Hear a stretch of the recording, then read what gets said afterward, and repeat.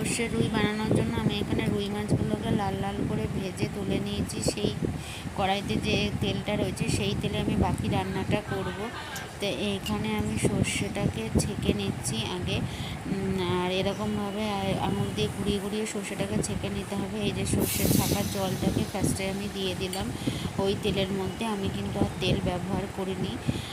দিয়ে তারপরে বাটি ধোয়া জলটা একটু দিয়ে দিলাম, দিয়ে আবার আর একটু জল আমি ওই সর্ষের যে ছাবাটা রয়েছে সেইটার মধ্যে দিয়ে সামান্য একটুখানি ছাবা নেব, নিয়ে আমি এবার দিয়ে দেব, বেশি দেব না। এই যে এবার আর একটু এক্সট্রা জল দিয়ে দিলাম, আর একটা কাঁচা লঙ্কা দিয়ে দিলাম, যেহেতু সর্ষের সাথে কাঁচা লঙ্কা বাটা রয়েছে।